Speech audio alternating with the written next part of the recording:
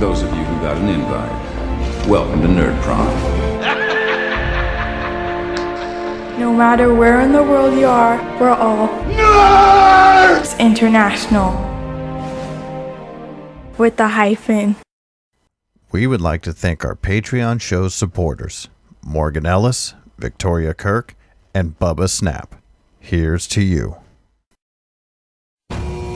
Warning. This broadcast does contain foul language. If this is something that can or will offend you, you have the option to turn it off now.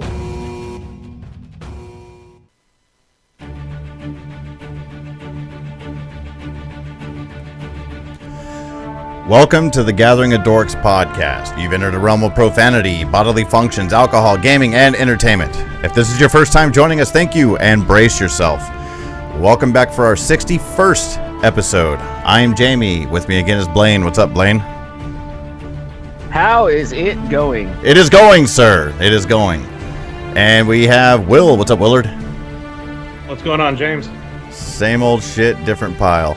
And joining us from across the seas and into the distant future, fighting off Cthulhu himself, we have Ant. What's up, Ant? Whoop, whoop, motherfuckers! Trying to Americanize himself. All right. No, he's not. Did you watch the baseball match the other day on the telly? While eating American pie.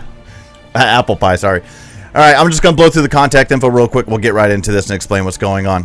Get a hold of us. Email, gatheringofdorks@gmail.com. Follow us on Twitter at TGODorks. Facebook at facebook.com/TGODorks. Also, get over to Google Plus and find the Nerds with a hyphen International Google Plus community.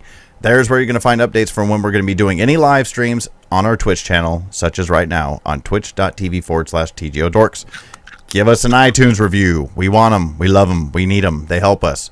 And get over to patreon.com/TGODorks and help support the show.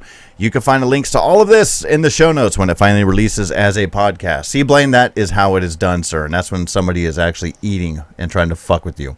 You know what? What? You did that all wrong. You did it all wrong. Because I did it one... background noise. Because I did it one take? It was like Bueller. Yeah, okay. Whatever, dude, I would whatever. like to point out that our email address is actually thegatheringofdorks@gmail.com. Yes, the Gathering of Dorks. All right, fuck all that. Let's get over into what the show is actually about, and let's talk about shit. Here we go.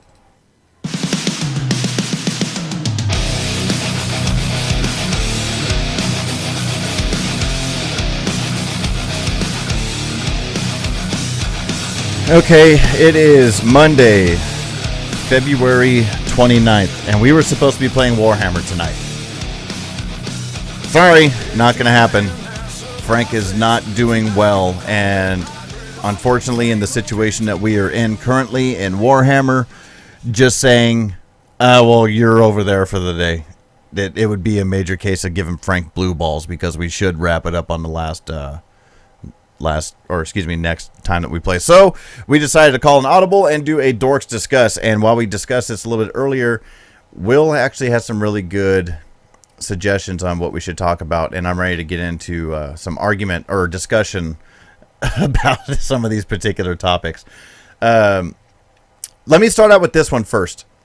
Carlin Kendrick wrote in over on the Nerds International community. Blaine, you know the name Carlin Kendrick, so hopefully Carlin actually listens to this and gets the question answered here. Ant, I think you'll have some good insight to this, which is why I also wanted to make sure to talk about it on this show. Is Carlin has said, I wonder if you guys could talk about how you might suggest running an all-Herod party. I'm interested in doing one for a noir con game in the near future. So I personally have some really cool ideas on that. And if you want to go ahead and take a stab at it. An all what party? What was that? You want to explain to Herod, or do you want me to explain to Herod, Ant? Well, maybe Blaine could, seeing as he's on a Savage World podcast. Let's see if he remembers it. Harold's like raising the dead kind of thing, because like it usually depends. It depends on your setting, or excuse me, the person, the GM, obviously. But like usually it's a hero that has been killed and is raised from the dead to wreak havoc and cause fear for the Manitaus. feeding the Manitaus. Yeah, so it's basically undead, but it's still a thinking creature. Yeah, they still are totally functional in the head and everything like that, and they even claim to feel that the Be the person Manitaus, they were. aka demons, are controlling Sometimes them. they don't actually know that they're undead. Right, exactly. And they always bear the wound of which they died. Right. Yeah. So I thought that was a really interesting question. Blaine and I touched on it over on the Wild Eye before as far as how to use some Herod in different situations. But I thought that Carlin actually presented a really cool question on how to do an all Herod party. Ant, do you got any ideas or suggestions on that? Well, all harrowed, it depends on... Basically, you just treat them as a normal party. But it's the effects of what they have happening around them that would change the nature of the thing, really, is the way I would look at it. Right. Well, like Blaine had a really good suggestion if you had a single PC as a Herald, which is GM it from a perspective of, and you have to have trust with your players, but GM it from a perspective of all the normal, regular players see a little old lady trying to sweep off the porch, but the Herald character sees a dude with a gun on a kid's face. That's really good in a one-player scenario, but Blaine, since you had such a good example on that, otherwise, how do you think you do a whole party? It would apply the same, but in this sake, you don't have to keep the truth from, or excuse me, you don't have to try to play the truth side and the Herald, what the Herald sees. You could actually say, yeah, you walk into your hometown and it's just murder and mayhem. Actually, there's butterflies and flowers growing and kids are playing in the streets, but what that party sees, you know what I mean? It'd be kind of fun. But the interesting thing is you could flip it. Have it make it. Well, basically they walk in and this place is full of undead and blah blah blah, but it's butterflies and they're seeing butterflies and tulips. So they think they're doing totally good. Yeah. Yeah. Well, that's the same idea. That's what I said. But flip it. Jesus, man. Okay, but this was okay. What I did is I actually read. If you look at the Deadlands Noir archetypes, one of the characters they have in there is actually a Herod, and I thought that this was really good. It's the character's name is Ray, and let me give you the background on it. It says Ray was a prize fighter, actually more of a stepping stone for better fighters. Still, he wouldn't take a dive to save his life. Literally, the Black Hand, or the mob of the time, put a bullet in him after he won the wrong fight. Just like the ring, he didn't stay down. Now Ray does muscle work to make the rent, but one day he'll find the mook who plugged him. So I like that twist and idea of, okay, you killed me, motherfucker. Guess what? I'm coming back for you. So that's character motivation, though. But it is. But is that really Herod, though? I mean, is he actually portraying a Herod? Raymond DeVille, quotations, Herod. He's been dead. He was brought back. So he's brought back, but only to avenge his death? I think the rest can be GM Fiat. And what I'm liking about this is that the Manitaus can bring him back to do this whole, ha ha ha. Well, guess what? You're my little puppet. I'll let you do your thing. But guess what? You're my puppet. Yeah. Anything goes, really. So, yeah. I think it'd be really good to have a whole party of people. Maybe a whole party of people was all decimated in the same building. And now they're out looking for this. St. Valentine's Day Massacre, it's all people from the restaurant that got shut up. Yeah, exactly. So now the Manitos has his little puppets to go around and do his bidding, but gives him just enough leash to go ahead and still try to do their own bidding. That's what I thought of. Well, I mean, the other thing is what you got to look at is these people. It's like you could also do it. These people, basically, they're going around trying to do good, etc., etc., and someone could hire them, but instead of the Magnificent Seven turning up, these will walk in and they're just like, "Oh, you want the job?" Right? Yeah, I think, and don't distort the reality at all. You know, because if they know they're a Herod and they're walking into that situation, they're obviously going to be at like a negative 300 or 400 on their charisma. You know, just let it roll like that. I think that'd be a good way to do it. Is a whole group of people, you know, on a vendetta, but GM it just enough to the point to where you're still getting your kicks out of having the Manitaus be the puppet master. Yeah. Hearing any of that, Will, is... I mean, one of the things I used to do is people have to sleep. Harrow sleep. that's when the Manitou takes over. And he just might think of it as nightmares and dreams and that kind of thing. Yeah. Right? Yeah. That's not bad. You got any ideas, Will, after hearing what it kind of is? I just heard Little Puppet, and I just thought American Me, the movie. Don't look at me, little puppet. So. Thanks for your input, Will. If you want a really interesting plot, and this will take some doing, one of the things you could do is the Harrow Party are hired to capture themselves. Holy shit. That would be some deep shit right there. You know, because they're basically, you could do it that when the Manitou takes over, there's more physical transformation, blah, blah, blah. They're then unrecognizable as their other selves. Right. Oh, no, I totally caught that. That'd be fucking cool. Yeah. It's just that's the ultimate red herring. I just hope your players don't listen to this podcast. Well, we do hope your players listen to this podcast, but just ignore that little nugget right there. So Yeah, there's so many out there listening to us now. So tens of listeners. Tens of ones. hey, pretty soon we'll start calling it dozens. Yeah, That's a hopefully. joke. Never mind. Okay.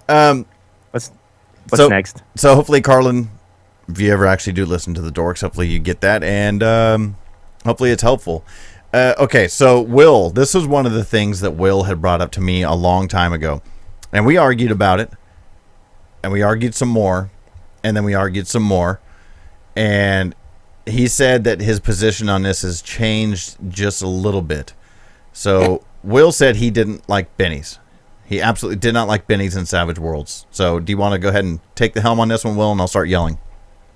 Hang on. Oh, he's yelling at children. That's what he's good at. So that's going to be the next discussion once Will's ready here. So what are we talking? What's the actual question? Will did not like bennies, period. And he said he wanted to get on sometime to just totally fucking say, fuck bennies, I don't like bennies, and blah, blah, blah, blah, blah. And I'm of the mindset, but I kept telling him, and I was like, dude, I but personally don't like Keith's. yeah, but I told him, I was like, but you're okay with advantage and disadvantage in 5e? What the fuck? So go ahead, Will. Take it away. Okay, the bennies thing. When I was really dead set against them, it's because I don't like the idea of a mulligan, a do-over. Oh, I didn't get that roll. Shit. Well, you know what? I'm going to spend a benny and I get to do it again. Oh, shit, that one didn't work. Oh, I spent another benny and I get to do it again. Oh, shit, that didn't work. I'm going to spend another benny and I'm going to do it again. And again, do-over. Again, I pose the question, how is that any different other than you can't get advantage 3 times in a row? How is that any different than advantage? Because if you add advantage to anything, you're rolling 2 d20s, correct? Mm-hmm. And you take the highest result. It's one roll. You can still roll 2 ones. And same thing with bennies. True, but you get to do it again. And then again. And then again until you run out of bennies. But you can also get inspiration from your DM in 5e and get advantage again. DM remembers it. 'Cause we always But that was my whole thing. I love the Benny system. I think it's an awesome currency to help encourage whatever kind of game you're wanting to run. Because you reward bennies for, oh, look, he actually found this shit out. Or, dude, that was a hell of a joke. It was so time appropriate. It was perfect for the situation. Here's another benny. I think it's a nice currency for a reward system. I don't know. I think it takes away from, to a certain, like yesterday. I know the episode's not out there, but Jeremy's character, Tolan, climbing that cliff face there, when we were still playing D20, he fell off and took a ton of damage. I think he only had 1 hit point left. Great role-playing thing. You have to role-play through that. Mm-hmm. Now, since we switched over to Savage Worlds yesterday, I gave him the opportunity to use a benny and re-roll it, which he succeeded. I think he actually had to use 2 bennies, but I could be mistaken. I don't remember now. Okay. But whenever I go back to the game that Blaine was running, the Deadlands one, when I placed the bet against Lyndon's character to hit that bucket. Remember that? Mm-hmm. And he spent 3 bennies to hit it. I'm like, man, that kind of screws for role playing on my end. I mean, maybe you want to call it selfish, but okay, he didn't hit it. Cool, now I get to freaking rub it, and I believe it was your character's face. And Oh, I'm going to use the Benny. He missed it again. Oh, I'm going to use the Benny. I'm going to miss it again. Oh, I'm going to use the last Benny, and he hit it. I'm like, well, shit, man. Okay, so how about if you took the Benny system, but then you say, if you want to spend a Benny, you got to make it narratively make sense. I disagree with that a million times over. Oh, it has no. You have to make it. I think you should be limited to using one per roll. one Benny per roll.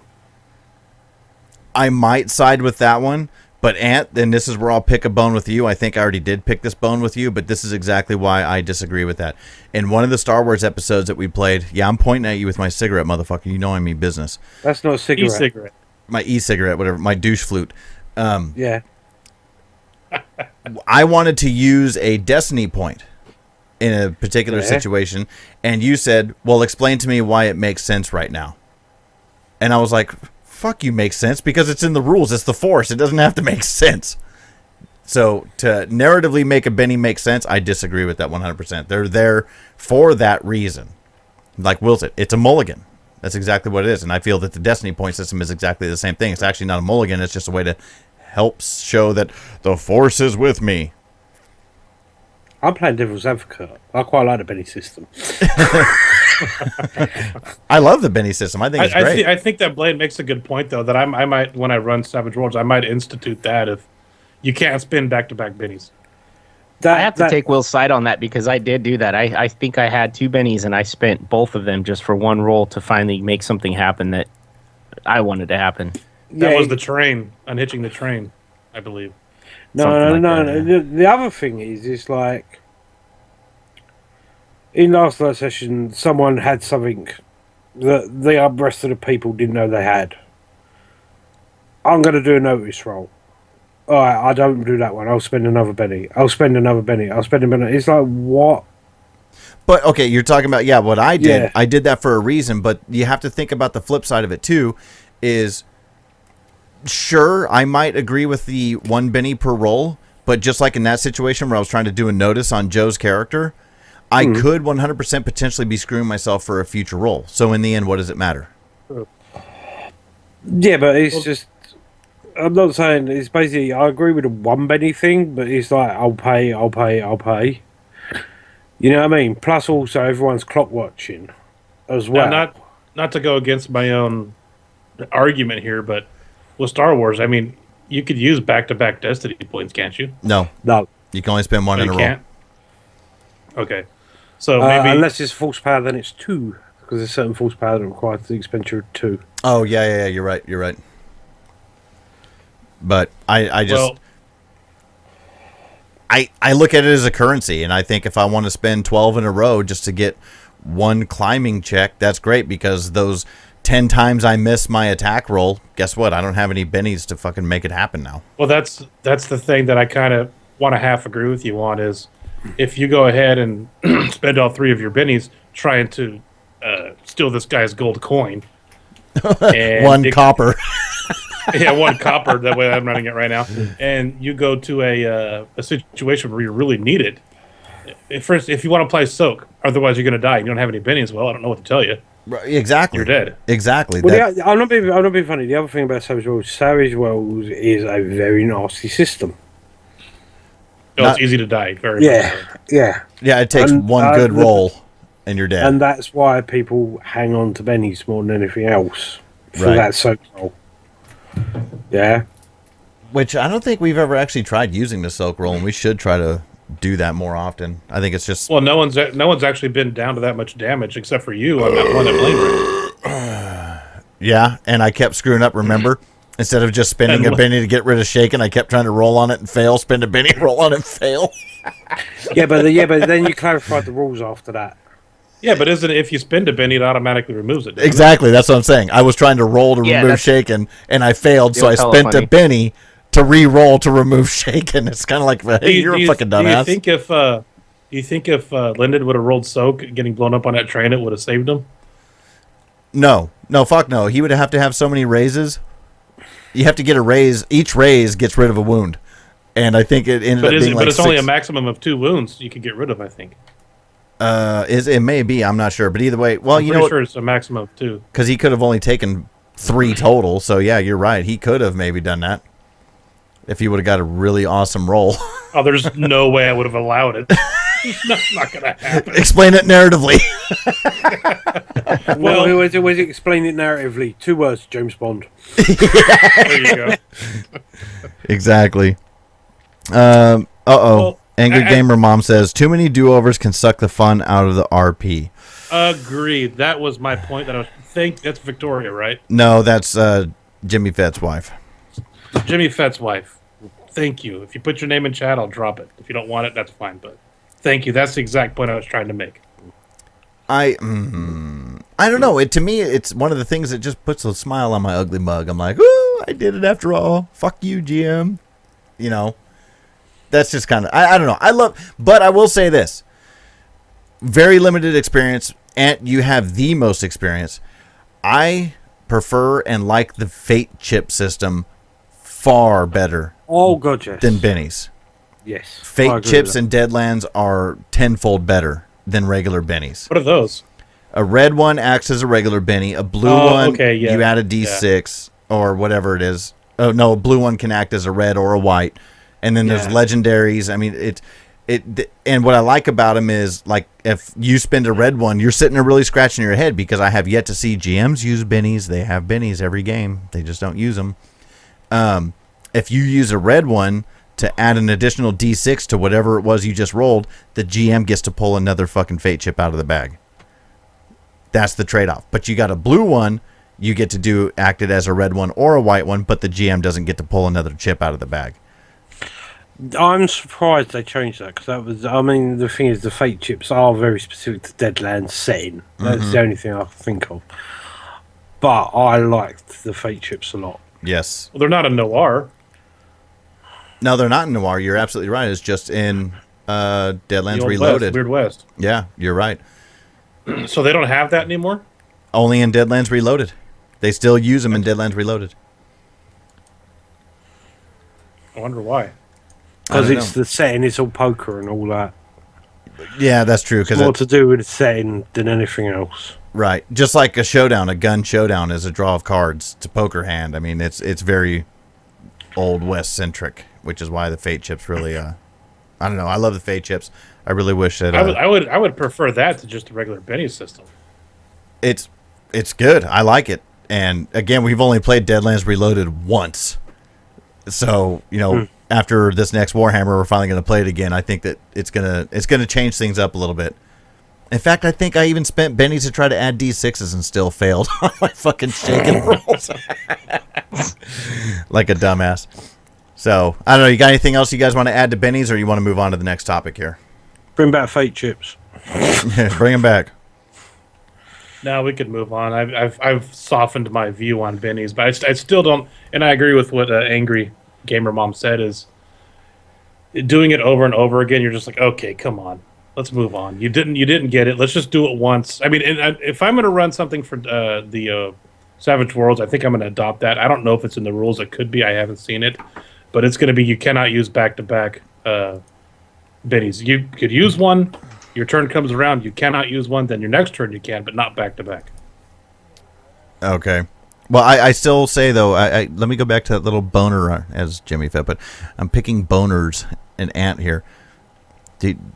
Are you going to continue to do your explain why you're going to use a destiny point? How does it fit the situation? It depends on what you're doing. You know, because having a piece of equipment and all that is a bit different to, oh, look, I've pulled it out of my ass. You know what I mean? Well, that's why they're there. I mean, they're there to use for.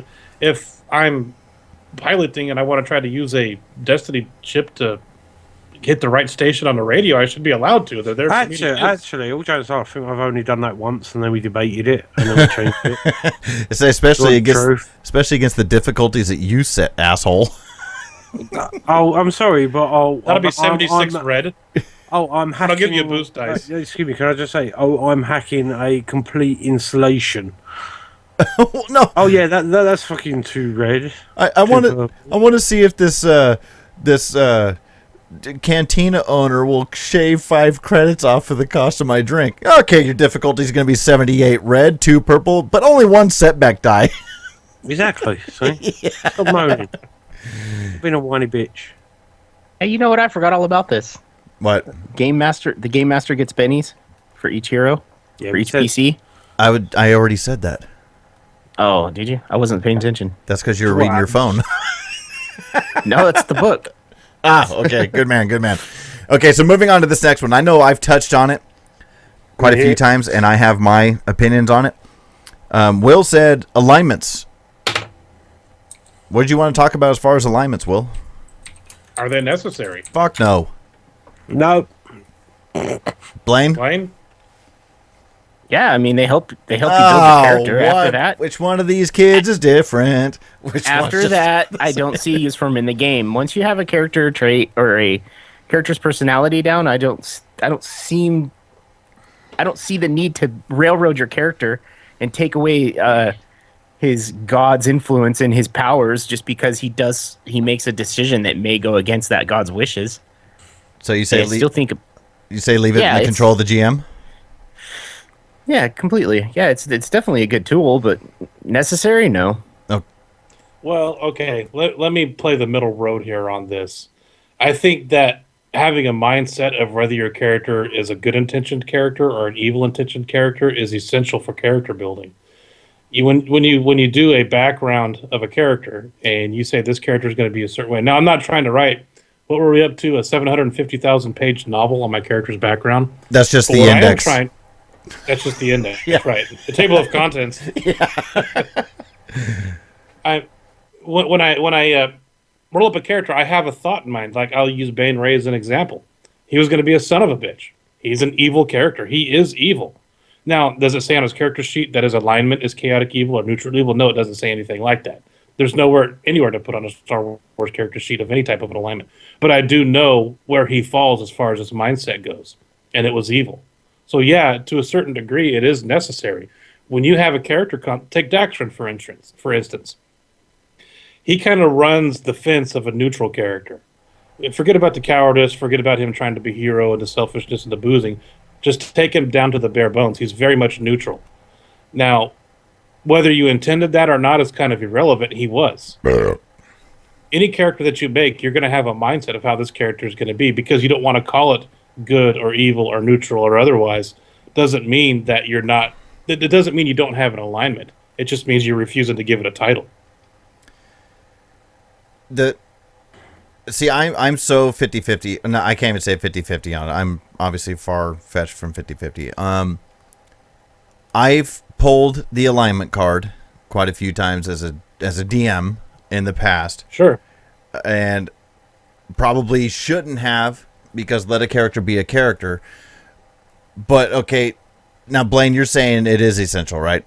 Let's you and me talk about this here for a second. No, I'm saying it's not essential. I'm saying that it's a good tool to be used for character creation, and then after that, you don't really. Once you have your character set, you're going to use that as a rail. I mean, basically, think about it as a slope into the water. You know, your character's starting up on this mountain, and you're using the alignment as this slide to get into the big ocean. You know what I mean? But once you hit that water, your character's developed. I mean, you don't need to keep going. Well, because of my alignment, this is what my character. This is the decision he would make. No, at first, yeah, you may need that, but after that, Okay. no, your character, you know what your character is going to do in a certain situation. Okay. And it could be, what's that game we played with Lyndon, where it kept giving us this do or die, help the raped Dragon girl Age? or save the boy. Oh, Dragon Age, yeah. Dragon Age, perfect example. You know, you could take your alignment through that game all day long, but the truth is, if you're going to play a character, you know what decision your character is going to make without having to rely on an alignment as a rail. But okay, so here's a counterpoint to that as far as where should it be necessary. Let's go back to 3.5 because I think if I'm not mistaken, somebody help me here, but in 5e, alignments are not required for any class.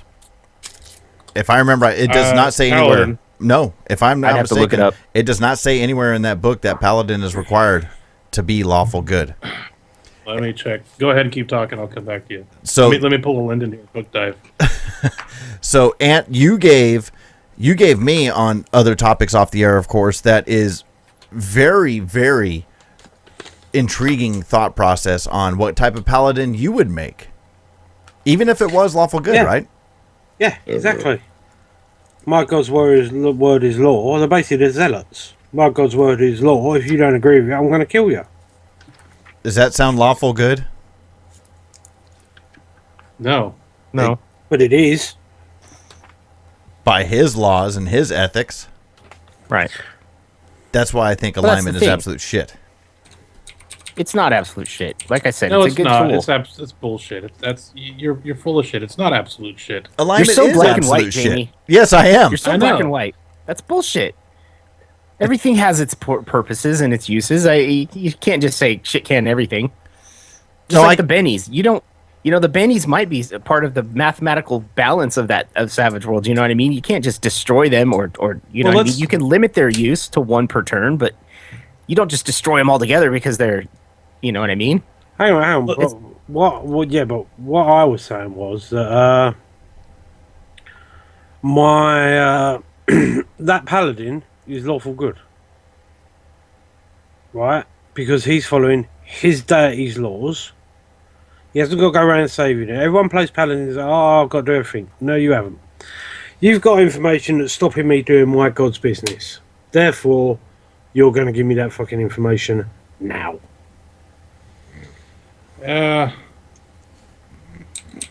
Well, all the Crusaders and all the Muslim fighters back in the Crusades both thought they were lawful good, right? Exactly. Exactly the point. So, let's do this. Let's not try to mix up religion with alignments at this point. Let's just talk about it right now. But we're talking about paladins and lawful good. And by the way, I didn't see anything about them having to be lawful in there. So That's what I'm saying. I don't think there's no alignment requirements in classes in 5e.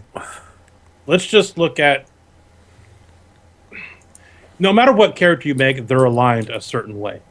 Daxtrin, as much as a piece of shit he was, he wouldn't knife Duneral in the back to steal his gold to get a drink. He wouldn't do that. Right. Neutral good. He has a certain set of morals that he's not going to violate. Every character has that. You can call that alignment. You can call it what you want. Now, for instance, we talked about paladins and Jedi. They're the embodiment of lawful good. Is that necessarily If you want to put a true? label of alignment on them. I would unless call they them turn to more neutral Sith. good. They don't have to do anything. They really don't. One of the first Jedi codes is you avoid killing people if possible. You know, Yeah. but on that, Ant, you've watched the Clone Wars. I think that the Mm-hmm. Jedi were the most expensive thing to ever happen to the Republic. All they did is show up to a planet to liberate one person and level a fucking city. So I don't see how they're lawful good. Obi-Wan, have you seen these insurance premiums? Exactly. I don't know. Me personally, I think play your character the way you're going to play it. Again, I'm very guilty of pulling the fucking alignment card as a DM. Well, your character's lawful good. Would you really do that? Yeah, but everyone you pulls the alignment card as a DM because that's what you do. And that's to say for any setting. It doesn't matter if you have alignment on your character sheet or not. Cyric, for instance, very well-intentioned, a good character, if you will. Kind of a scumbag. Definitely chaotic if you're going to put these type of labels on him. Or A male whore, yes. he's Deuce Bigelow. $10. If I'm sitting here playing Star Wars and I pull out my blaster and I shoot Blaine's character in the head for no reason, that's completely out of character and out of the way that I've been playing it, and thus out of his alignment. Yeah, but I'm not being funny. You can't be that strict with alignment. No, and I agree with that as well. It's people that as soon as they do something about their outside their alignment, they go, "Oh no, you can't do that." It's just like, well, that's a bit silly. Let me read off here what Morgan put in chat because it's very, very true. He put 9 times out of 10, the character turns out to be either a reflection of the player, something the player isn't in real life, or a high-functioning sociopath. Alignment seems to restrict things a little, but yes, it can be a good tool for development. I think I'm not being that's- funny. To me, all bloody adventurers are high functioning sociopaths Well, they are. And why is every one of them They kinda homeless? have- or Yeah. orphan. Think about it. Every adventurer is homeless. They always go looking for an inn. Every because they fucking one. spend because they spend all their money on weapons and armor. And ale, They're yes. out of bennies. And ale. Out of bennies, yeah. And bennies. But I think it's very true. In the end, there's no two ways about it. When Will plays a character, this character is going to start a certain way. It's a fresh idea. It's a fresh concept. But as this character develops, it's going to be Will's character. It's something I'm familiar with. Same thing with Blaine. Same thing with me. And I'm sure same thing with Ant. That's a very true statement. And I think that's where alignment is. I think Blaine might be kind of right about something in that essence of, well, at character creation, I have this idea and this is my alignment. But as soon as I'm in that ocean, anything goes. Yeah, of course I'm right. Oh, sorry. Good Moving job, on. Jamie. Good job. It's the first time I didn't fuck up on the show, huh? And Gomorian hookers. Thank you, Jim. So I don't know. I think alignment, unless it is a 100% balancing mechanic for things such as spells and that kind of thing, I think it's absolutely fucking useless. That's the only D&D thing that I was thinking about today when I actually texted you about this is there are spells like detect alignment, detect evil, detect good that are a mechanical factor in Dungeons and Dragons. That would be the only reason to really write an alignment on your character sheet. But it's like Ant said, you could have a cleric. Well, it's a funny thing because say a cleric is a cleric of Helm, who's a lawful neutral god, and you start doing things chaotic and unlawful and breaking those laws, you lose your clerical powers. Kind of what was good if we ever would have got with Daxtrin. Daxtrin is a paladin, or at least has one level of paladin for Lathander, and he very much got out of anything that Lathander stood for after a session or two. If you would have tried to use any of those powers, they wouldn't have worked. Right. And so, did your alignment change? Of course, it did. From that aspect, yes, that is where I can't. From a mechanical standpoint, I can 100% understand. Like in the situation, I guess that's a mechanical and fluff aspect. What you're talking about. Let's get out of D&D because that's the one thing about D&D, which is both good and also very annoying, is it's all mechanically sound, which means you're doing a lot of rolling, you're doing a lot of roll diving, a lot of shit that we just don't have time to do. Right. So let's look at Star Wars, for instance, and you're playing a Jedi. And a Jedi does something completely against what the Jedi stand for, whatever the case may be. How does that affect that Jedi? Conflict. That's mechanic. Morality is the morality. That's right. Morality. Like there's obligation in Edge of the Empire. There's duty in Age of Rebellion. There's morality, which can strip you of your duty. And there's poopy in Age of Rebellion, and morality. Is that what it? Yeah, morality. Which you can be stripped of your Jedi powers, or not stripped of them, but let's turn to the dark side, kind of thing. Let's take Anakin for instance. He goes and liberates his mom from the what are they? Yeah, those guys, right? He kills them all. It's an evil act, right? But he has remorse afterwards. That's the difference between an evil act and a thing about that. If you have remorse afterwards, a reflection on what you did, yeah, versus oh fuck it, I killed them. That's the difference. Are you saying that Jedis are Catholics? Basically, to go give 5 Hail Marys and you got your. I was running here to say that before you got to it. Damn it. No, but seriously, that's what it is. Basically, if you look, he shows remorse for what he done, whereas an evil person would be fuck it, I killed him. I don't know if you're talking about an act versus how a person really is. A good person could do bad things, right? Yes, and then afterwards they show remorse. And a good person could also do bad things for the right reason, not feel remorse. Well, yeah. So is that character evil? That's the whole. Cue the Jeopardy music. But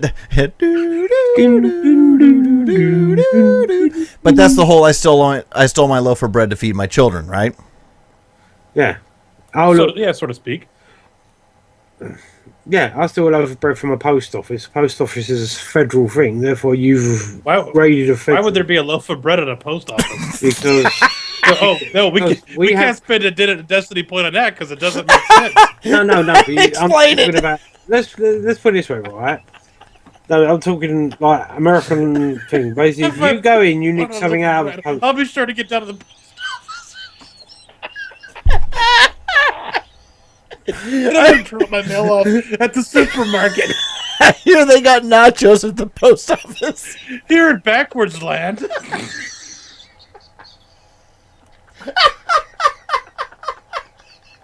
Assholes. Oh, if my kids are hungry, the first place I think about ripping off is the. can I just say that I'm using a piece of American history here for this?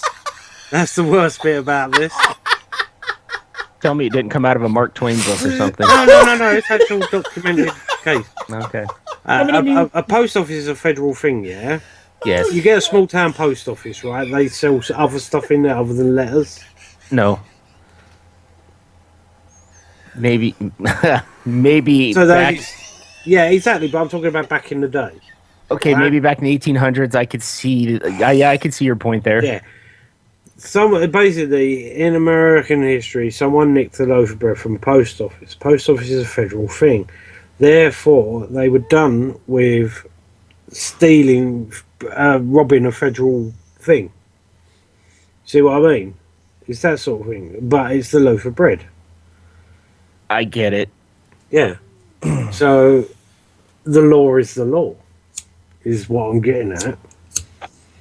Next time I need to take a dump, I'm going to go to the closet. When I need my jacket, I'm going to open up the toilet. Yeah.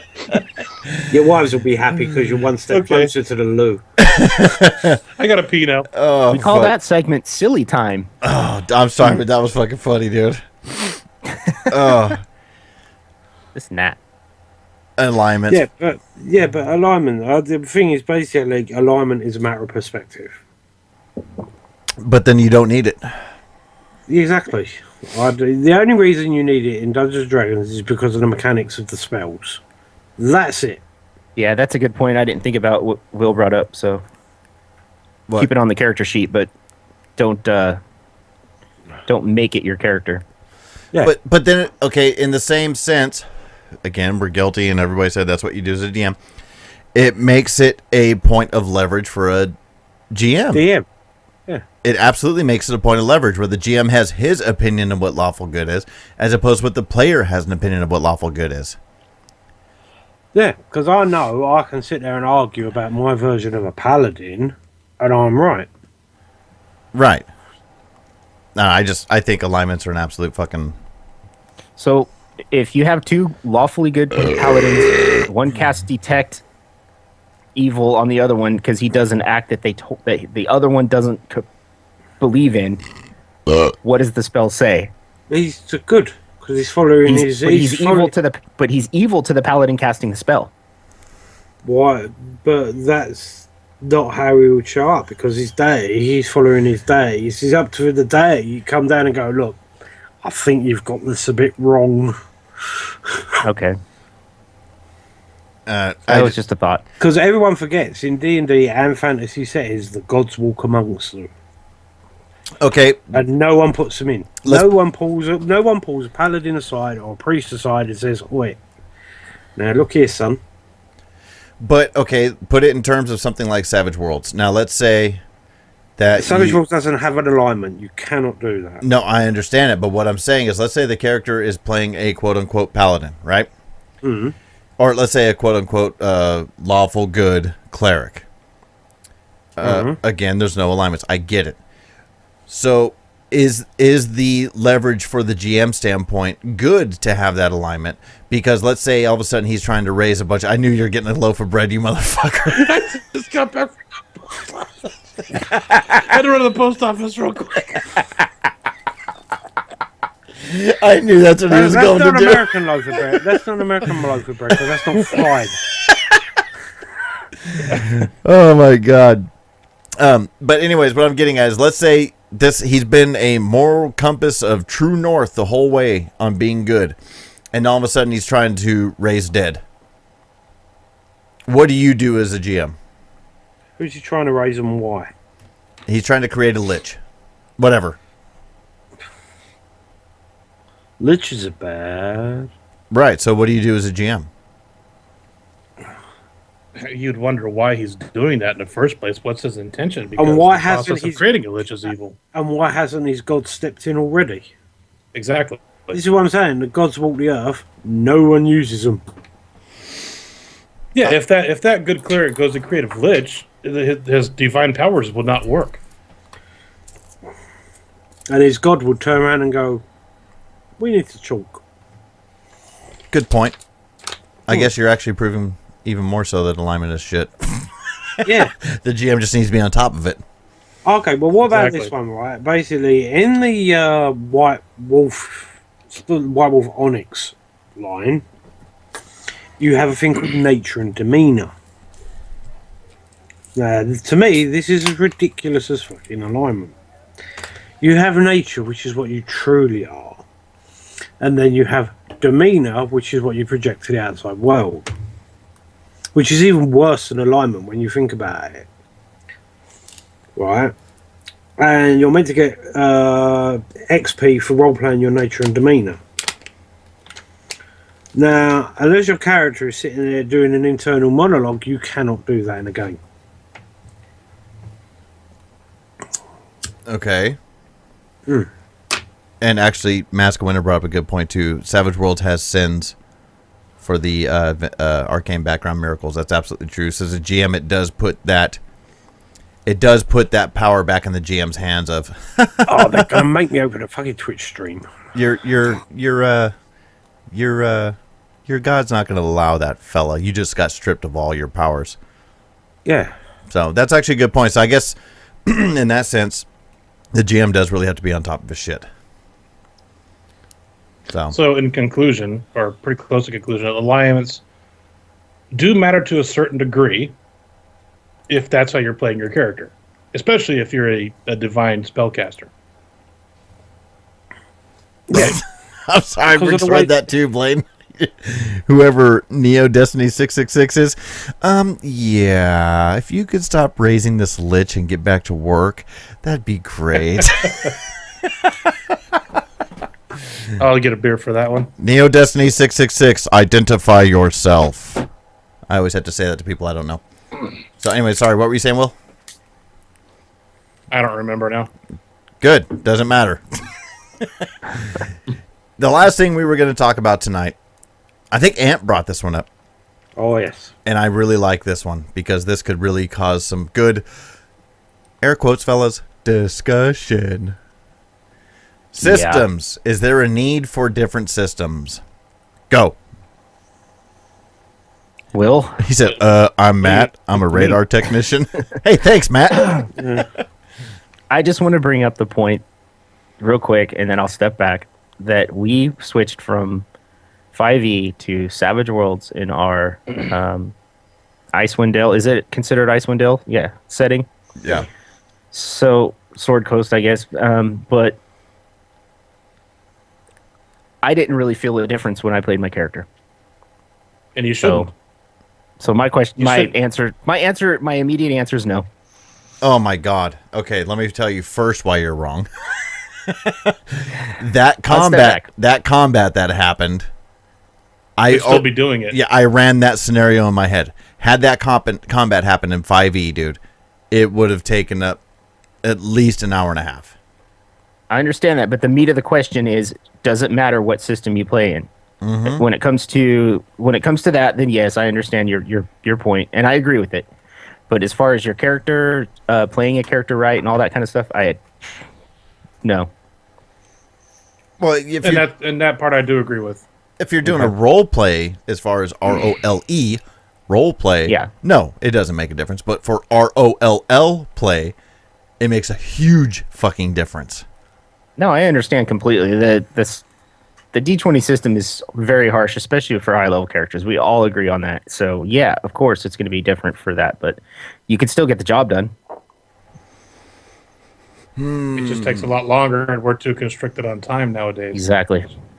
But Yeah, if we were still the old days of let's all meet up at Jamie's apartment and we're going to game for 16 hours straight, yeah, D20 is fine. But in our situation, it's just not. It's not viable. anymore. But I think about that even then. I'm like, imagine how much more we could have actually accomplished back then if we were playing in a system like Savage Worlds. Do you know why system matters? Oh, do tell. Why? Jamie's got the books. We'll play what he's got. No. That's what it boils down to. That's where until you start buying your own books and your own system and you're running stuff, that's why system matters. Because you ain't put your hand in your pocket. I say no. I have to say that at that point, because there's a lot of people out there that want to play 5e because they're player characters, and there's a lot of GMs out there that are like, God, can we please switch to Savage Worlds for the same reasons we already brought up. So it's hard for you just buy a Savage Worlds book and say, you know, we're going to play this system now, and all your player characters are like, no, we love D20. So the biggest reason I disagree with that is this isn't 20 years ago, before, you know, there was virtual tabletops and all that kind of stuff. With today's technology, I mean, we're doing a broadcast with a guy who lives in fucking London, for Christ's sakes. Play what the fuck you want to play. I don't buy that argument at all. I can go and search. I'm saying historically that's what it was. Historically, Yeah. yes, but today's day and age, no. Play what the fuck you want, because you will find somebody else who's interested in it too. Well, someone should wake D&D up and say you can't take out a few skills, add disadvantage and advantage, and then call it a new system. Yeah, exactly. Aces and Eights, Neo Destiny, I'm not familiar with that one, so I apologize. As well you should, Blaine. I don't know what that system is, but I see your point there. He's just talking about two pair. It's a poker hand. Yeah, of course, Aces and Eights. No, I've never played We all Aces and remember Eights either. we all remember our history, but Yeah, you buy bread at the post office. That's American history.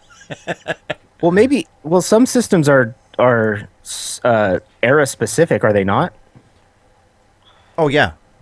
Oh yeah. So I mean, you're not going to play a paladin in a war combat simulation Why dice not? game, Why not? Why can't you?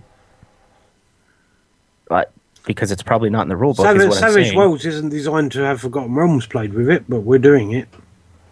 You're no. You're talking no. You're talking the difference between setting and system. There's a massive difference between the two. Yeah, what I'm Yeah, saying but is that most some. people stick with a system because of the setting. What I'm saying is that some systems may require a specific setting, and you wouldn't want to bring a paladin into a setting that doesn't have paladins, is what I'm saying. Actually, But the Aces and Eights, I take that I back. don't know what that is. I mean, let's even use a modern day reference. The Walking Dead. You have Gabriel, quote unquote, lawful good paladin, right? Without all the mystical Cleric. powers and all that shit. But I suppose you could do it. It's just a matter of how much of the fantasy aspect do you really want to bring into it. That's true. Can you take the Paladin class and drop it into Weird Wars 1 or 2 and play it? Yes, you could. Yeah, with Savage Worlds system, you can. I'm just saying that there are some systems that may not be that general. The point is, Savage Worlds and games like that prove that system doesn't matter. I disagree with that too. There's no reason you shouldn't use it. Oh, hold on. Hold on, Will. Let Ant finish with this Doritos bag because his noise is cutting you off. Okay, try it again, Will. The era or setting for the particular system, I don't think matters. Jesus Christ. Your face. No, go on. Sorry. Is that we should use that as a benny from now on? Slices of bread. You could take D20 and apply it to World War II. You could take D20 and apply it to AUG type of era. I don't think any of that matters. It's just what you're comfortable D20 with. Modern, D20 Modern, which is what you're talking, is its own system. No, it's not. It's 3.5 with flavor. No, it's its own system. They released D20 Modern. Yeah, it's 3.5 with flavor. What do you mean by flavor? 3.5 in Vanilla, today's day. chocolate. Oh, yeah. Change the name of this skill to something that sounds more appropriate. Take away the long sword, add a 9. That's all D20 but Modern is. Is it still there's still magic based characters in it? D20 Modern was its own little take on Shadowrun, basically. There's still the fantastical and all that kind of shit, but it's in that sense, yes. A Brady. A Brady. System can apply to any era. I do agree with that because there's people that do hacks all the time. There's people that were, as soon as 5e came out, there was people that were doing hacks to do modern day. There was people doing hacks to do Warhammer 40,000. System, I think, is 100% add salt to flavor. I think Will's absolutely right. If we don't have time, at least, and I don't want to put in the time to do a D20 system anymore. Why? Because it's a fucking pain in the ass. It's a pain in the ass on the GM side for sure. It is on a player side too. I'm sorry, but it really is. It's not as bad on the player side. It's more on the GM. Especially, I mean, with the D20, you know how it is, Jamie. You know how difficult it is to run a spellcaster as a GM? Oh, I know. Oh, for fuck's sake. I hated wizards as NPCs. I think I only ever did one, and I fucking never made that mistake again. But what I'm talking about is you could take a system like Star Wars, okay? And Ant actually showed us somebody did a full fucking D&D hack of the Star Wars system, and it was like, that actually looks kind of appealing. Why? Because the D20 system fucking blows. That's my opinion. So setting and system, yeah, they got to be separated because it's a matter of what do you want to be doing? Do you want to have that tactical miniatures style combat? Great. Pathfinder and 3.5 is for you. I actually think the biggest difference between systems is basically the type of thing you want to do. If you want to roll dice, you play Dungeons and Dragons. If you want to Space Marine in an AUG. AUG Space Marine. No, but if you want to play, Orc. If you want to play, oh shit. If you want to roll dice, you play something like Dungeons and Dragons because you can get away with minimal RP, lots of dice rolling. Yeah. Yes. Right. Whereas if you want to role play, if combat is your main focus for your players, something like Dungeons and Dragons. 3.5 is the. I think 3.5 is the pinnacle for that, and Pathfinder because you can have a full-blown tactical warfare style grid system. And I think there's something. I think there's something to be said for being able to skill up your character when you level up in the D20 system, and being able to build a character from 0 to infinity and just keep making him just so powerful. And I think there's a thrill to that. It kind of reminds me of the online World of Warcraft kind of stuff, you know, just mashing out a character and leveling up.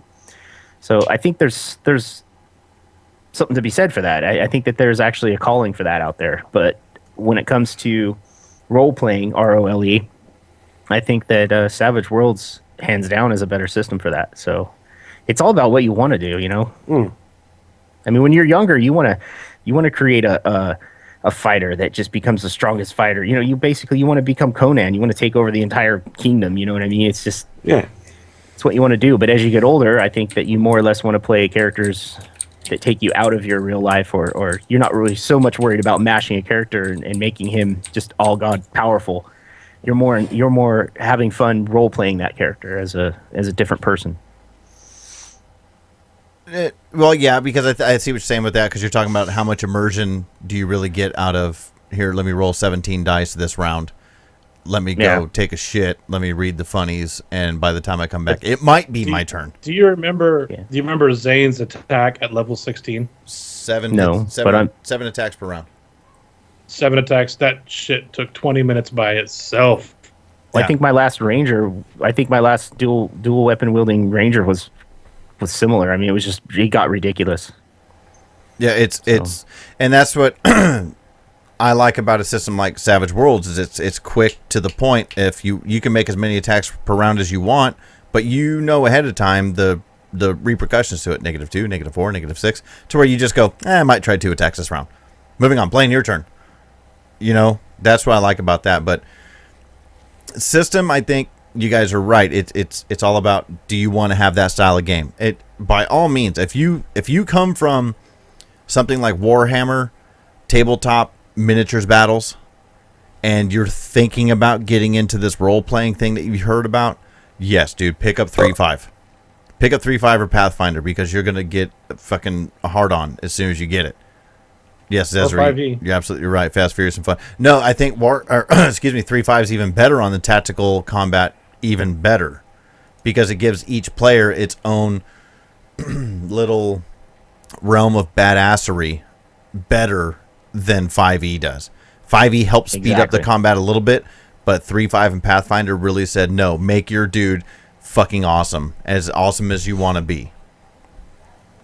I think that's the big difference.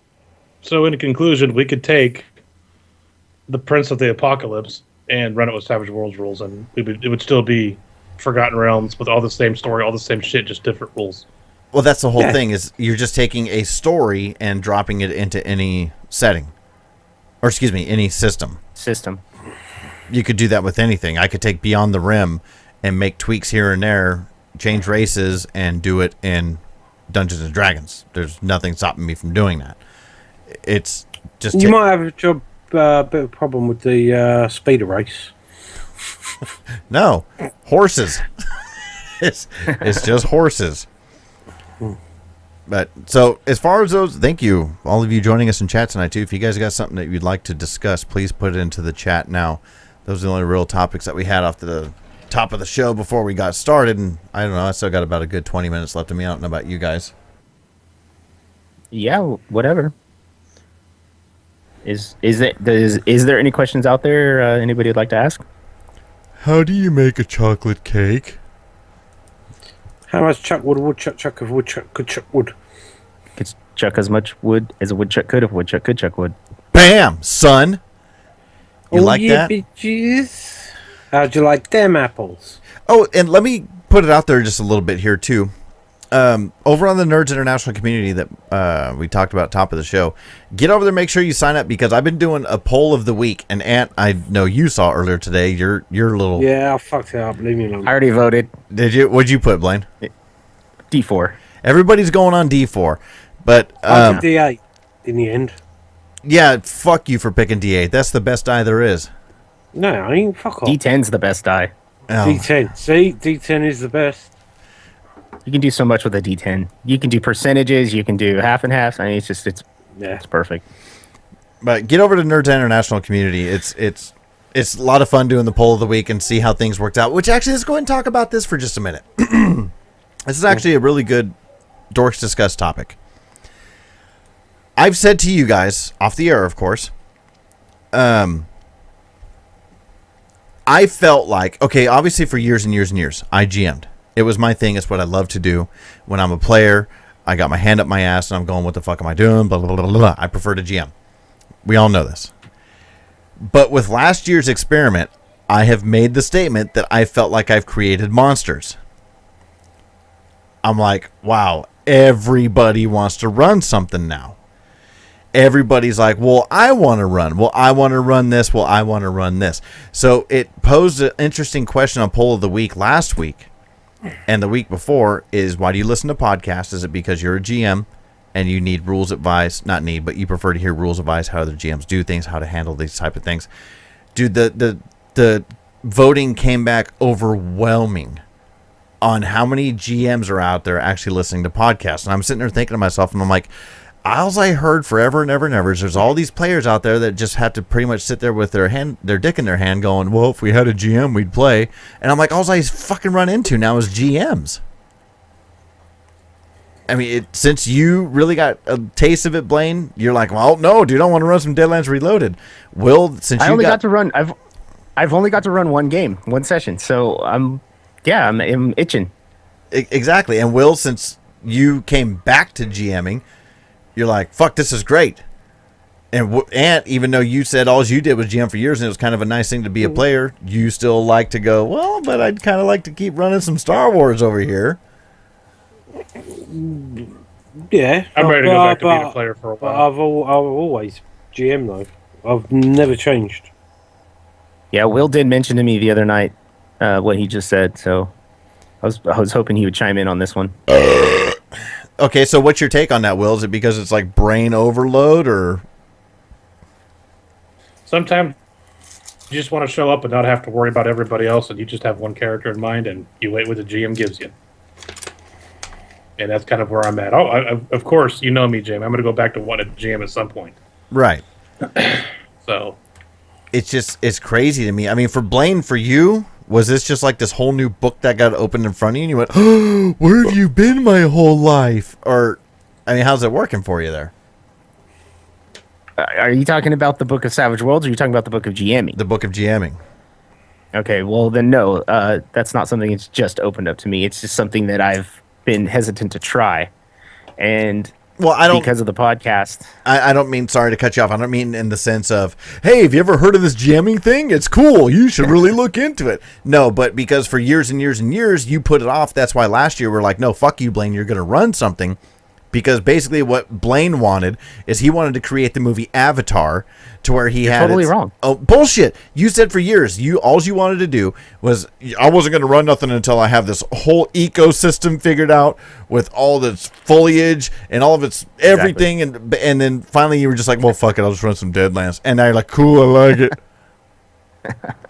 Yeah, basically what happened was me trying to build my own setting was a complete setting, and a lot of it had to do with Will and I talked a lot about like writing books and stuff on certain things, and yeah, of course I'd still love to create my own setting. It's just so much work, I don't have time. But so Savage Worlds has allowed me to jump into GMing feet first and just be able to just do it and not have to worry about setting up an entire system.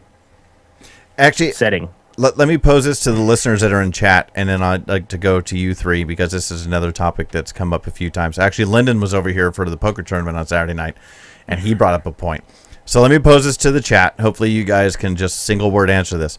Modules or homebrew? And the reason I bring this up, because Lyndon brought this up to me. He was like, dude, it just seems like everything now that you guys do, or everything that we wanted to do, is just all fucking modules. So let me go around the table. Blaine, module or homebrew? What do you prefer? For jamming or for playing? Either case. Okay, for jamming, modules. Playing? Because I started one in Savage Worlds and I enjoyed it, and it was nice having a storyline to rely on. And then for playing, it could go either way, but I really prefer homebrew. The good part you're saying is all the work's done for you as a GM. Yeah. You just have to make sure you have everything figured out. Yeah. Right. Ant, how about you? I think I already fucking pinned Ant's answer, but let's hear it, Ant. Homebrew. Why? Why? Because basically I just find, I find them too restrictive otherwise. For what reasons? For what reasons? Basically you have to... Boy, that's a nice screen for his... if the players don't do...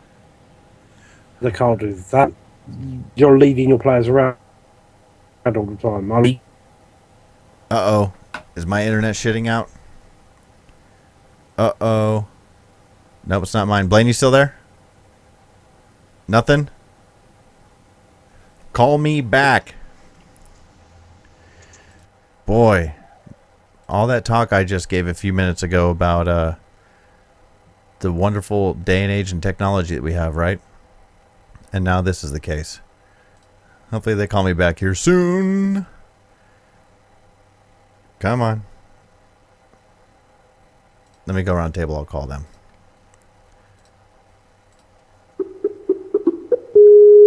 Sorry about this. If you're listening, watching live, whatever the case may be. What happened? I don't know. Ant was hosting the call. You still there? Oh, God. This is horrible. What is happening?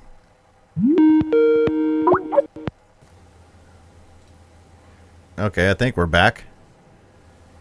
Oh, okay. Add Blaine. Is the Twitch stream still going? Yeah, Twitch stream is still going. Add Blaine back. There he is. Okay. No, I basically just you're beholden to what you need to accomplish. Where if I do a module, it's butchered so far beyond belief that you probably wouldn't recognise it as a module, because modules I just tend to pinch bits out of to look good. Yeah, I mean, I think that's not the whole point, but a point typically with the module will be cherry pick what you need. Here's the general premises of everything, and just work with it from there. Well, there's another factor not taken into consideration. The other thing, the other thing is the amount of work you've got to do on the module. You might as well write your own thing. But that can be the inspiration. Is just the module. Go ahead, Blaine. Well, I was just going to say that for a module, it has usually a finite end. In other words, 1 session, 2, 3, 4, 5, whatever it may be, 10. I think Horde of the Dragon Queen was probably designed for 30 to all told. But I think that a lot of it is like, if you're going to sit down and play a long-term game with you and your friends, you might want to do a homebrew. If you want to just have a few sessions with your buddies over summer, why not a module? Well, That's the only thing I was going to say. Hold So on. the thing is, basically, if you look, it's like with Star Wars, the Venture is the first adventure. That in itself is a module. Well, we're not going to get into sandbox and module here. No, We're not getting into that. But If I hear sandbox one more time, no, that itself is a module. The next adventure will be a module, but they will have an overarching theme which forms a campaign. You see what I mean? Right. Now, Zesri brought up a really good point in chat. He said, I'm butchering Mask of the Pirate Queen to make it fit in my game. That's what I like. That's the biggest thing I do like about the idea of running a module, is you can just insert here and make it work. That was actually my original point when I first started GMing the Star Wars one, is I was going to make it work to fit in with Beyond the Rim. And I think that could be good. Yeah, but that's what I do. I take bits of it, and basically, eventually, you might hit the main part of the adventure, but it'll be a build-up to it. So Right. it's not actually their module, if you know what I mean. It's weird what's homebrew, what's module. Because the amount of changes, like Zesri saying, he's butchering Master Pirate Queen, which means in theory it's his own module, just the overall idea is from what they've given him. Right. Well, you had to step away for a few. What's your take on modules or homebrew? I don't care either way, to be honest with you. I'll dissect it like I did Horde of the Dragon Queen and do what I want anyhow. So, But so then, did you find the module to be beneficial? well, unfortunately, Horde of the Dragon Queen is a bad example because it's universally not well received. So, given everything else I've read has been homebrew, I guess I really don't have an opinion at this point. Me personally, as I've gotten older and have a whole hell of a lot less time on my hands, I love the idea of modules. Player, GM, I don't care. And I will still 100% stick to my guns. Had I never said, hey fellas, we're playing Horde of the Dragon Queen, the official release from Wizards of the Coast, you guys would have not been the wiser, and your opinions would have been totally fucking different. That may be true. Maybe not. You write modules, do you not, Jamie? I used to. I've written a few, but they're one-shot modules. I haven't written anything longer than a one-shot module yet. Okay. Anything that you guys have been with me on Savage Worlds front, even the D&D thing that we're doing on Sundays now, those are modules that I've written. They're modules. But I still, just make them up. well, I guess that what I'm getting at is the difference between something you buy and something you write. The work's already done for you. You're coming up with the work. What's your preference here? Speaking of horror, this is Morgan. Speaking of horror, the Dairy Queen, how's the book coming along? Actually, I'll have that out after the next session we run, so at least the first chapter. But anyway, what was your question, James? Sorry, I was reading chat. Oh, God damn it! I quit. The difference being, I think. Oh, go ahead, Blaine. Go ahead, Jamie. Go ahead. Well, I was just going to say, what you're saying then, Jamie, is basically one's pre-written for you to purchase, and one is pre-written by you for your players. Right. So there's really no difference, is what you're saying.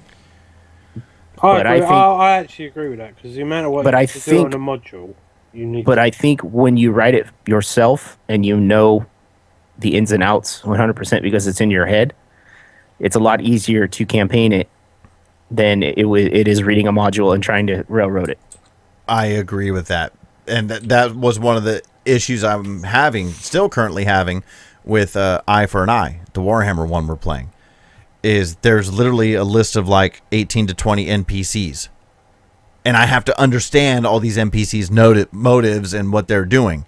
And it's one of the things I'm looking at, later in the year when I run The Gathering Storm. Such a great fucking story. But at the same time, I'm sitting here going, I think I counted, and it's somewhere in the ballpark of 30 NPCs that are more or less important to the story. As opposed to homebrewing it, you're just like, oh yeah, I created Ted. Of course I know what fucking Ted's motives are. As opposed to going, fuck, Big what Jim. was his? Yeah, Big Jim. And Little Jim. Yeah, Big and Little Jim. So, I don't know. I do prefer modules personally myself, but the thing I do notice with the Warhammer modules is they are insanely deep on NPCs to the point where I'm like, holy fuck, I need a spreadsheet for this shit. Where Star Wars seems to be a lot more laxed on that side of things. There's like a few major players, and you can work your way through from there. So, something I was kind of... Warhammer is basically they tell you what colour underwear they're wearing and all that. Yeah. Yeah. That it's up there. So, anyways, we're getting about down to the time here. We only got about 8 minutes left till 8 o'clock. I think that unless you guys got anything else you want to say, let's go ahead and wrap this up. What do you say? Sounds good. All right, let's wrap this bitch up. What now? What now? Let me tell you what now. Okay, hope you guys enjoyed the show as usual. Sorry for anybody who jumped on hoping or thinking that we were going to be doing Warhammer tonight. Unfortunately, life happens. Frank, I hope you're never going to listen to this. Fuck you, Frank. So, coming up next week, hopefully, should be the finale for Warhammer Eye for an Eye. That will be next week, Tuesday, March 8th, 2017. Since, like Blaine's put it to me, we're in a time capsule here.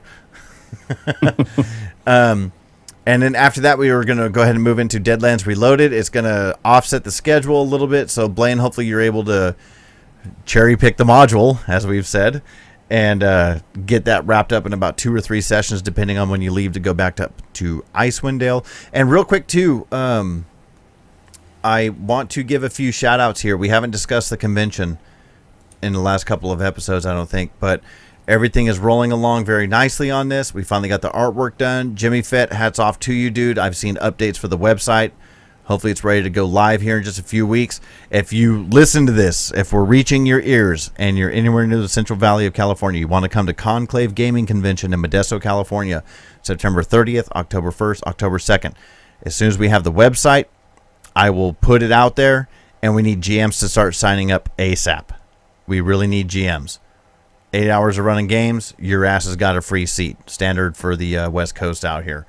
And Blaine and I have our meeting with the store, War Torn Front, this Thursday. We are going to have a store on site selling their wares. Going to be running a Magic the Gathering tournament. And I want to give a big shout out. I just got the package in the mail today to Legendary Games. They sent me 3 hardback books for the Pathfinder system for the raffle we're going to be running. And let me get this out there real quick, too. This is a very, very personal issue for me on why I wanted to do the raffle. Everybody knows I have my now fiance, Julie. Love the woman to absolute death. She is also a type 1 diabetic. And I thought that it would be phenomenally awesome. Blaine and I brainstormed if we can come up to do a raffle. And all proceeds go to type 1 diabetes research. It's a fucking horrible thing, incurable. It's not like type 2 where you can just get rid of it. So we went around some game companies. Pinnacle has decided to donate. Evil Hats donated. Legendary Games, of course, they donated. Fantasy Grounds is donating. So we're going to have an awesome raffle.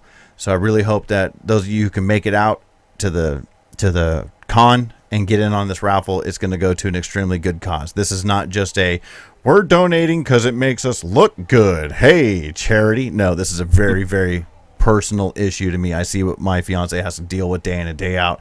It's a shitty fucking disease. So I want to do that. So hats off to all those people that donated for that. I look forward to it. Blaine, is there anything else I'm missing as far as the convention goes? Not really. Just we have a lot of events planned. So we're going to be having some contests and stuff like that. So please, if you're interested in gaming in the Central Valley, please come to the convention and support role-playing in the Central Valley, because right now it's not a big crowd, and we need to get all those people out and get them together so we can build this community and make it better for us. Jimmy Fett put in the chat, oh goody, another page to add to the site. Yep, get to work, Jim. In fact, should we go ahead and discuss that real quick about what this contest is going to be? I really want to get this out there. I mean, it's going to be live on a website here in a few weeks. Yeah, might as well. If you want to talk about it, we can talk about it. Okay, so we're doing something that we have yet to see. If you build it, nerds will come. Thank you, Neo Destiny. We had this really cool idea that was actually donated to us by Blaine's uncle and Daryl. And we're running this thing. It's going to be called Daryl's Quest. And I can't fucking wait to do this. This is going to be so fucking cool. What it is Daryl's Quest is you and 3 of your friends or 3 other people you sign up with, or however we're going to finalize that, are going to sit down for more or less an Iron Man RPG game. You're going to sit down with your friends for 3 4-hour sessions. You're going to sit on one session for 4 hours. It's going to be one system, Savage Worlds. Then you and your friends are going to go sit down in another game, a different system, Dungeon World. Then you and your friends are going to go and sit in on a third game, Star Wars Edge of the Empire. And what's going to happen is the GMs are going to have a grading sheet on your group. And the groups are going to also grade the GM. So at the end, we're going to have a contest announcement, and the winners get $50 each to spend at the store, War Torn Front, that's going to be at the convention. I think it's going to be awesome. It's going to promote role-playing. It's going to be a lot of fucking fun. Yes, I cannot wait.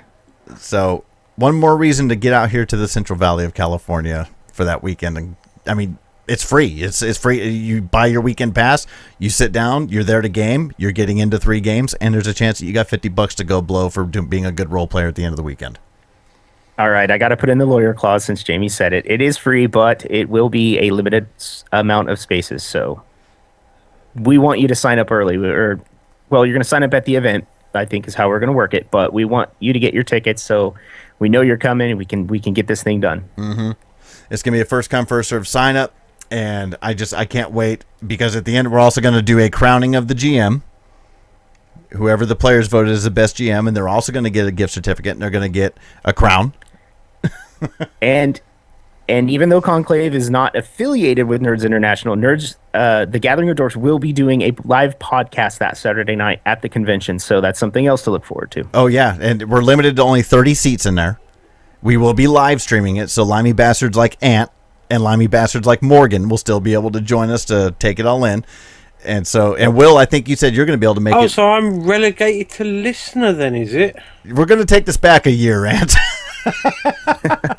No, but Will, I think you said you're going to do everything in your power to come out for the weekend and join the Dorks and run some games, right? Probably running a game as well, yes. I look forward to it. But unfortunately, me and Blaine have gone, I can't wait. It's going to be so fun. We're going to get fucked up. And we're like, but we can't drink that much because we have a convention to run. So we're going to do something. Not me. I'll be the face of the Gathering of Dorks. Don't worry. Oh, yeah. Will's going to have a picture from him in front of him. Well, we'll be doing the crowning ceremony and all that on Saturday night, and then we'll be doing the podcast. And then after that, I'm sure the Dorks will be the Dorks. The Dorks. Yeah, we might wake up a little hungover in Sunday morning, but definitely, I hope to God the Kickstarter is going to go live. I'm planning right now the Kickstarter to go live May 1st. I'm going to try to do a $30 Kickstarter. We want to take the safest route for everybody, for the consumer, for ourselves, everything, to get the tickets right through Kickstarter. And so, for those of you that live far away, you got plenty of time to buy yourself a ticket and airfare and get your ass out to Modesto. So I can't wait. It's going to be a lot of fun. I think Lyndon might hopefully stop by. The hometown of George Lucas, I might add. Yes, it is. Yes. If you like Star Wars, get your ass into Modesto. So anyways, that's what we got coming up. We have to get that out there. We're going to promote the shit out of this thing. Blaine. What? Let's test you again. You don't have show notes. Contact info. Come on. I do. Okay, you can email us at thegatheringofdorks@gmail.com. Twitter @TGODorks. Facebook.com/TGODorks. And be sure to look for us on our Google Plus page. There you will find all the information you need to follow us for live events like tonight. And what else? Oh, on Twitch TV TGO Dorks. /TGO Dorks. And get over to patreon.com/TGO Dorks. Thank you very much to those of you that are supporting the show so far. Thank you very much. Don't forget to give us an iTunes review. Yes, get the iTunes review. And send us, you guys are a bunch of fucking nerds, MP3, please.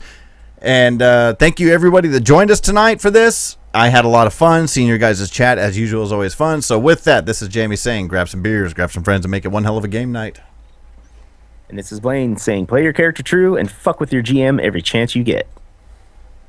This is Will saying, get out your dork and beat it like it owes you money. This is Ant saying, it's my loaf. It's his loaf of bread. All right, mute up, fuckers. We will see you guys for episode. I've been to the post office. We will see you guys for episode 22. Goodbye, goodbye. Wipe the tear, baby dear, from your eye. Though it's hard to part, I know. I'll be tickled to death to go. Don't cry, don't sigh. There's a silver lining in the sky. Bonsoir, old thing, cheerio, chin chin, na poo toodaloo, goodbye.